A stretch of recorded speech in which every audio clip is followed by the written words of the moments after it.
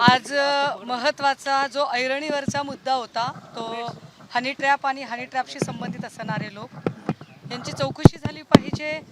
ज्या पद्धतीचे आरोप प्रत्यारोप होत आहेत त्यामध्ये प्रफुल्ल लोढाची अटक झालेली आहे, मात्र प्रफुल्ल लोढाकडून अनेक माहिती अजून येणं बाकी आहे।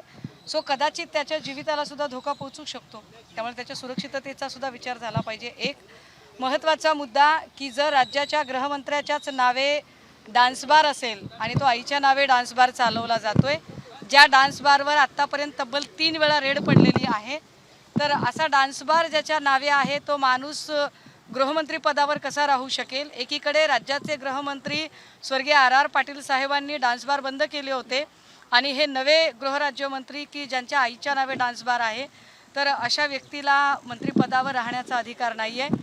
माणिकराव कोकाटे सारख्या व्यक्तींनी ज्या पद्धतीची इररिस्पेक्टिव्ह वक्तव्य ही महाराष्ट्रातल्या शेतकऱ्यांबद्दल केलेली आहेत किंवा विधिमंडळात रमी खेळणं केलं आहे, हे अत्यंत वाईट आहे। सो त्यांच्याही संदर्भाने चर्चा झाली। हॉटेल विट्स आणि करोडो रुपयाची कॅशबॅकचा व्हिडिओ आणि सातत्याने अत्यंत उर्मटपणाची विधानं, बेशिस्त असं वागणं असणारे मंत्री संजय शिरसाट यांचा पायउतार होणं गरजेचं आहे, याही संदर्भाने चर्चा झाली। योगेश कदम, संजय शिरसाट या लोकांच्या संबंधाने असणारे अनेक कागदपत्र आणि पुरावे, फार मोठी फाईल, पेनड्राईव्ह सकटची आणि काही हनी ट्रॅपशी संबंधित अशी एक मोठा दस्तावेज आज आमचे नेते सन्माननीय अनिल परब साहेबांनी माननीय महामहिम राज्यपाल महोदयांना सुपूर्द केलेला आहे। यासोबतच विशेष हक्कभंग अधिकार नोटिशीच्या निमित्ताने ज्या 8 क्राईम ब्रँचच्या पोलीस अधिकाऱ्यांनी माझ्या घरी येऊन एक दहशत निर्माण करण्याचा प्रयत्न केला, त्यांचीसुद्धा चौकशी व्हावी या संदर्भाने मी मागणी केलेली आहे आणि त्यांची नावं आणि त्याचे डिटेल्स मी त्यांच्यासमोर ठेवलेले आहेत। याच मध्ये मंत्री नितेश राणे यांचीही तक्रार आणि महत्त्वाचं म्हणजे संदीपान भुमरे यांचीही तक्रार या निमित्ताने झालेली आहे। संजय गायकवाड मारहाण प्रकरण आणि विधिमंडळातील झालेलं गँगवॉर सदृश्य मारहाण प्रकरण या सगळ्यांमध्ये विधिमंडळाची अप्रतिष्ठा होते। सबब अशा लोकप्रतिनिधींना समज द्यावी, किंबहुना आपण ऑनरेबल चीफ मिनिस्टर यांच्याशी सुद्धा या संदर्भाने बोलावं आणि यावर महामहिम राज्यपाल महोदयांनी सांगितलं की होय, वेगवेगळे न्यूजपेपर्स आणि चॅनलच्या माध्यमातून मला या सगळ्या गोष्टी अवेअर्ड आहे, मला या गोष्टींची माहिती मिळालेली आहे। निश्चितपणे महाराष्ट्राची गौरव गरिमा राखणे हे राज्यपाल म्हणून माझे सुद्धा कर्तव्य आहे आणि मी या संदर्भाने सन्माननीय मुख्यमंत्र्यांशी जे काही आपण रमी प्रकरण सांगताय किंवा डान्सबार प्रकरण सांगताय किंवा जे बेहिशोबी मालमत्ता शिरसाटचं प्रकरण सांगताय, या संबंधाने मी माननीय मुख्यमंत्र्यांशी मी यावर नक्कीच चर्चा करेल आणि मी आपल्याला अत्यंत गांभीर्यानं नमूद करेन की माझं त्यांच्याशी मुख्यमंत्र्यांशी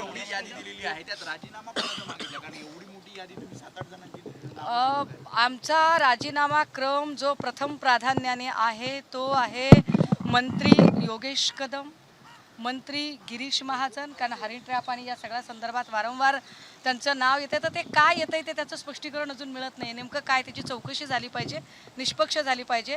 सो मंत्री योगेश कदम, मंत्री गिरीश महाजन, मंत्री संजय शिरसाट, मंत्री माणिकराव कोकाटे, मंत्री संदीपान भुमरे, मंत्री नितेश राणे या लोकांच्या राजीनाम्याची मागणी आम्ही थेट पद्धतीने केलेली आहे।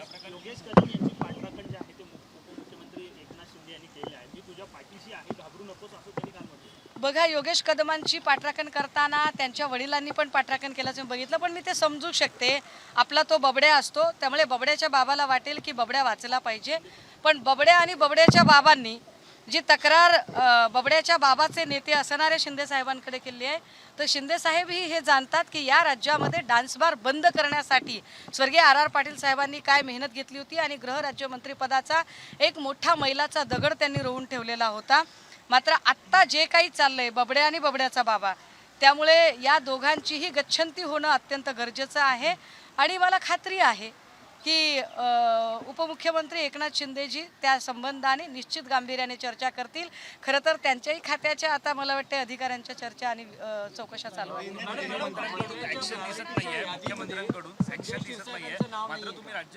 संजय शिरसाटांचं नाव मी 3 वेळा घेतलं। संजय शिरसाटांचं नाव हे आमच्या यादीमध्ये 3ऱ्या क्रमांकाचं नाव संजय शिरसाटांचंच आहे। पहिले योगेश कदम, दुसरे गिरीश महाजन, तिसरे संजय शिरसाट. वाटतं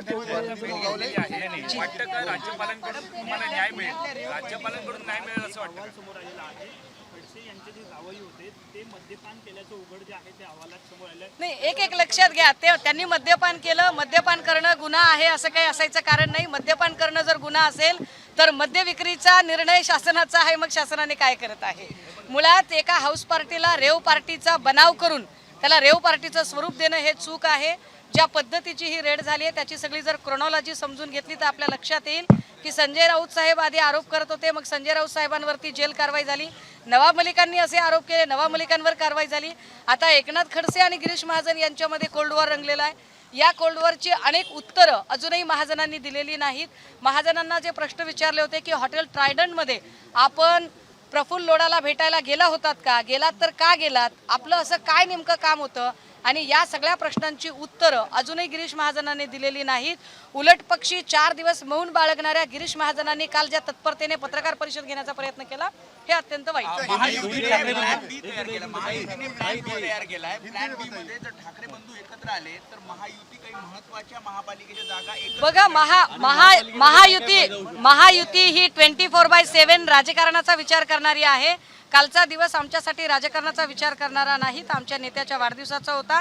यामध्ये सन्मान्य मनसे प्रमुखांनी येऊन शुभेच्छा देणं हा एक दुग्ध शर्करा दुधात साखर पडण्याचा योग होता. कालचा सोहळा हा अत्यंत कौटुंबिक सोहळा होता. आम्ही त्याला पक्षीय राजकारणाच्या पलीकडे जाऊन बघतो.